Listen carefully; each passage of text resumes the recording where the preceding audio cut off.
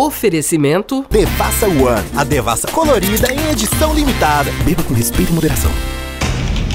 Garantindo a sua satisfação com qualidade e economia que você merece. De volta nesse segundo bloco, o nosso convidado, com muita alegria, recebo Luiz Gustavo Vellani. Luiz Gustavo, privilégio tê-lo aqui, uma grande alegria. Convite. Ele tem 24 anos, nasceu e morou em Rio Preto, hoje mora em São Paulo. É graduado pela Fundação Getúlio Vargas e está lá na Fundação Getúlio Vargas concluindo o seu mestrado.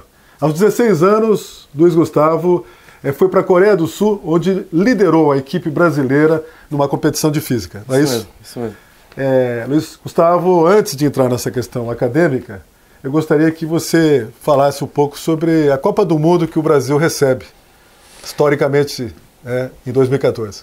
Olha, Parada, a Copa do Mundo, em primeiro lugar, a gente tem que ter cuidado para falar, né? Porque tá todo mundo comemorando, tá todo mundo celebrando esse momento. Então, primeiro precisa ter um cuidado. É lógico que uma série de críticas podem ser feitas em relação a como a Copa do Mundo foi feita.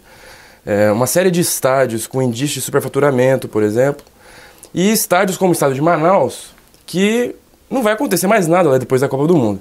Então a principal crítica que se faz é a falta de planejamento, a falta de um direcionamento mais inteligente dos recursos que foram despendidos, principalmente os recursos públicos, né, que foram colocados. Até porque tivemos muitos anos para isso, né? E falta também transparência, né, Luiz? A transparência também é o que se cobra muito. A impressão que dá é que os elefantes brancos, né, que são os estádios que foram financiados por dinheiro público, não houve uma transparência em relação a esse financiamento e fica aquela impressão de que tem algo errado aí, né? Se o dinheiro é público, o dinheiro é nosso, a gente precisa saber de onde que ele está saindo, para que ele está sendo usado especificamente, né? Essa é a impressão que a gente tem. Luiz, você hoje está na Fundação Getúlio Vargas concluindo o seu mestrado. Isso. Cujo tema é o trabalho escravo e a política no Brasil. Fale um pouco sobre esse assunto. A ideia do trabalho escravo começou quando a gente quis entender melhor o lado negro das empresas, vamos dizer. Só que depois que a gente começou a pesquisa, a gente percebeu que o principal fronte de discussão sobre o assunto no Brasil era o ambiente legislativo, né? No caso, a PEC do trabalho escravo, né? Que é a PEC que começou a tramitar no Congresso. Que é o projeto de emenda constitucional, né? A PEC. Isso, é uma proposta de emenda constitucional que começou a tramitar desde 99, começou no Senado, depois 15 anos, né? 15 anos de tramitação. E foi aprovada só agora em 2014, né? Agora no último dia 27 de maio. 27 de maio. E, então, assim, a questão do trabalho escravo tem crescido de importância, tem sido muito discutida, e a gente foi fazer um trabalho para entender o que estava influenciando a tramitação e por que ela estava demorando tanto tempo, 15 anos, para tramitar. Aí a gente passou a estudar não só a questão do trabalho escravo em si, mas principalmente a questão do trâmite legislativo. E aí que eu comecei, aí mudou bastante a área de atuação da pesquisa, né, do mestrado. Passou a ser o trâmite legislativo, sim. Passei a estudar a relação, por exemplo, legislativo e executivo, e eu passei a perceber, o que foi legal, Parada, foi que eu percebi que a maioria dos brasileiros não entende muito bem como funciona o Congresso brasileiro. Eu mesmo não entendia muito bem como funciona, então foi muito bom, foi um processo de amadurecimento político muito legal, poder fazer essa pesquisa e entender como funciona a tramitação de um projeto de lei, né? E as conclusões? As conclusões é que a gente precisa pensar melhor o modo como a democracia é feita no Brasil. A gente tem a impressão que basta votar e esquecer.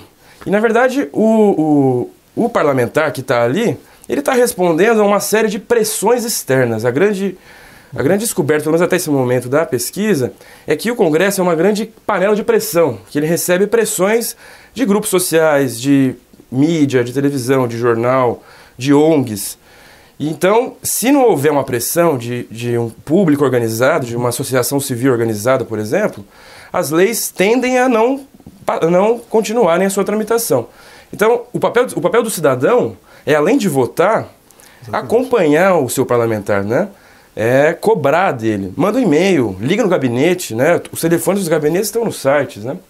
Uma outra descoberta interessante é a questão do financiamento das campanhas eleitorais.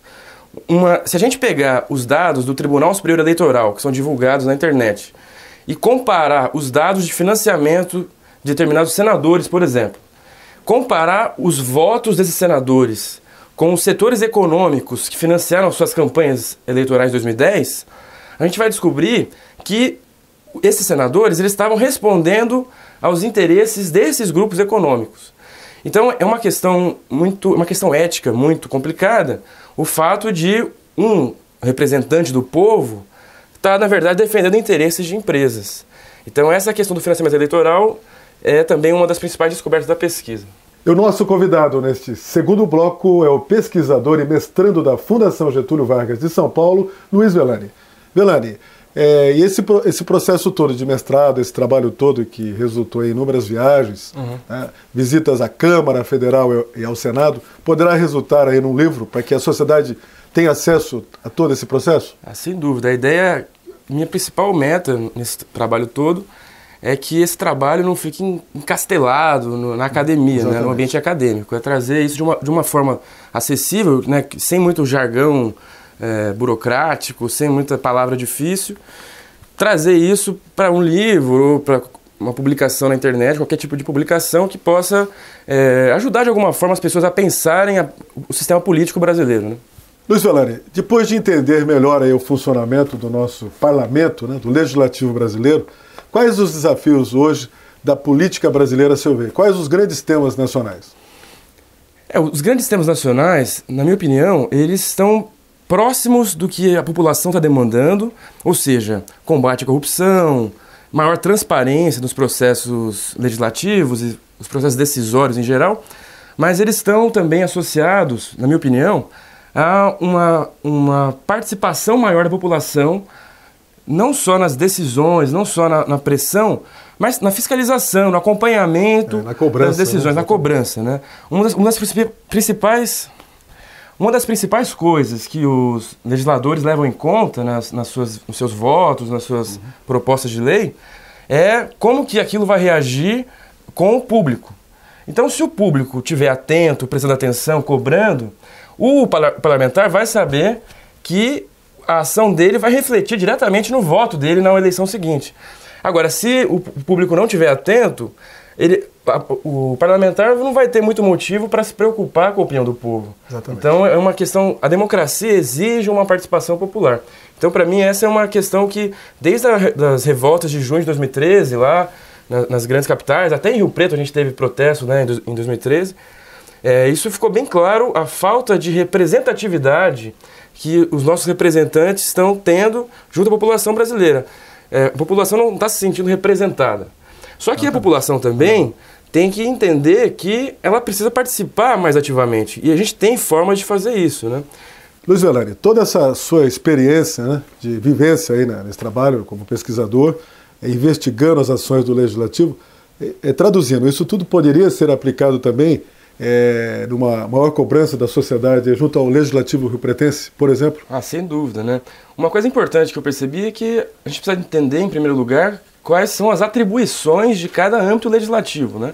Então, desde o início lá das comissões até a ida da discussão em plenário. Tem que ter isso é muito importante, e também é importante saber quais são as leis que a Câmara de Rio Preto poderia aprovar, por exemplo, quais são as leis que competem à Assembleia de São Paulo, quais são as leis do âmbito federal, as atribuições de cada âmbito, né, da federação.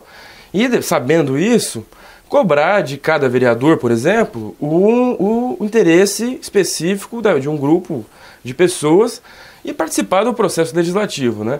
A grande descoberta em relação à participação, sem dúvida nenhuma, pode ser aplicada aqui. A gente tem visto nas notícias que as pessoas, de fato, têm participado mais das sessões da Câmara, por exemplo. Eu acho, pelo que eu estudei até agora, o caminho é bem por aí mesmo. Só com a participação da população que as mudanças que as pessoas estão exigindo, estão querendo com todo o direito, claro, só com a participação mais efetiva é que essas mudanças vão se transformar em leis, né? Luiz Vellani, qual tem sido aí, a seu ver, o papel da imprensa em relação à fiscalização, ao jornalismo investigativo, né, junto aí às ações políticas, tanto do Legislativo quanto do Executivo? Olha, Parada, eu vejo a imprensa como um órgão muito importante para chamar atenção para determinados assuntos e também é uma instituição que está em cima do processo político como um todo. Então, a população pode ter na imprensa o seu braço de fiscalização. Por outro lado, eu vejo muito uma criação por parte da imprensa, uma construção de um repúdio à política. E isso é uma coisa muito perigosa, na minha opinião. Exatamente. Porque por exemplo, quando a imprensa coloca a classe política como uma classe por inteira corrupta, isso cria um descontentamento generalizado e sem direcionamento na parte das pessoas comuns, como eu e você, e essa distância da população à política é justamente o que a gente estava falando até agora, que é um dos principais problemas do Brasil.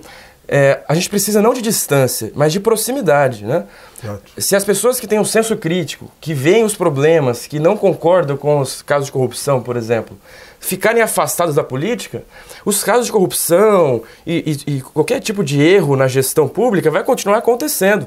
O que a gente precisa é que a imprensa não só mostre os casos de corrupção, mas mostre que a gente tem como resolver isso, né? Não é um problema sem solução. A gente está num caminho de participação e engajamento popular que tende a diminuir muito esse problema e criar uma transparência maior em todo o sistema político, né? Luiz Velani, riopretense, pesquisador aí da Fundação Getúlio Vargas, que está concluindo aí seu mestrado. Parabéns pela luta política, tá? Pela lucidez. Venha mais vezes nesse espaço. Obrigado pelo convite. Até a próxima. E nós vamos ficando por aqui, prometendo voltar na próxima semana. Um grande abraço a todos e até lá.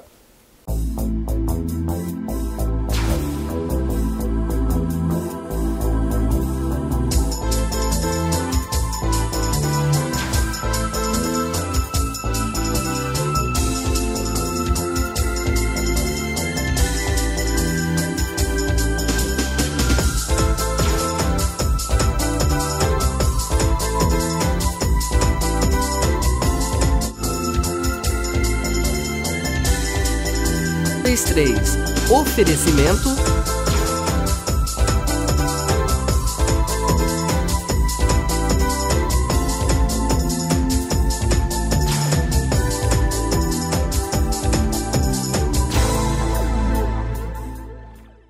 Devassa One, a devassa colorida em edição limitada. Beba com respeito e moderação. Garantindo a sua satisfação com qualidade e economia que você merece.